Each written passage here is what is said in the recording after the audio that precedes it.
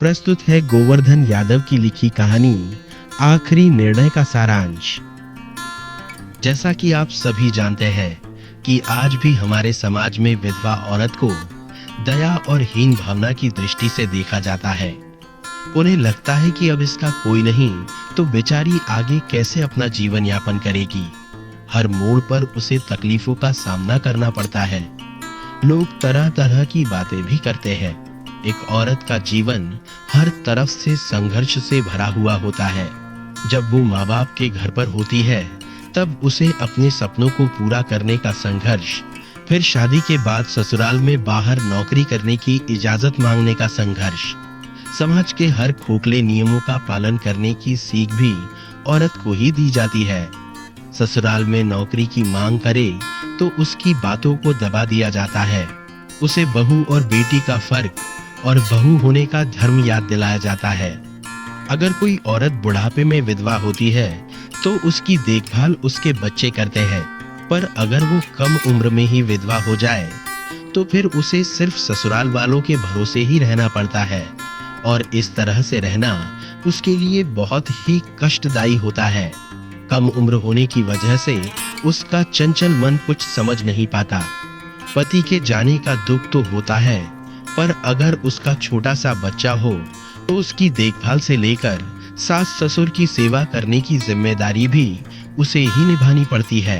उसका कोई साथ देने वाला भी नहीं होता। ऐसे में जीवन जीना इतना आसान नहीं होता। समाज, परिवार सबसे अपने हक की लड़ाई लड़ना और अपनी पहचान बनाना जरूरी हो जाता है, जिससे आगे चलकर कोई उसके मान सम्मान को ठेस ना पहुंचा सके। ऐसी ही कहानी है सुधा की, जो कम उम्र में विधवा हो जाती है। उसके कुछ सपने होते हैं। वो बहुत कुछ करना चाहती थी, पर उसकी शादी हो जाती है और वो ससुराल आ जाती है और वो ससुराल में रहकर चोरी चोरी अपने सपनों को जीती है। समय बीतता चला जाता है। फिर एक दिन उसके पति का देहांत हो जाता है और उसके बाद सास ससुर का भी देहांत हो जाता है।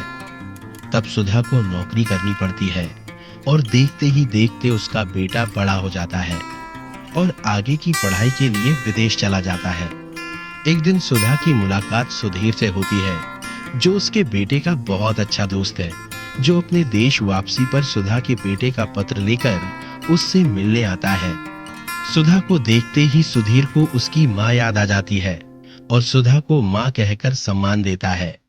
सुधीर उन्हें अपने गांव ले जाता है और गांव के मनमोहक नजारों से सुधा को रूबरू करवाता है, जहां सुधा की मुलाकात सुधीर के पिताजी से होती है। तो आइए जानते हैं कि अचानक वहां ऐसा क्या हो जाता है जिसका निर्णय लेना सुधा के लिए मुश्किल हो जाता है। पूरी कहानी सुनिए सिर्फ बुक्स इन वॉइस पर।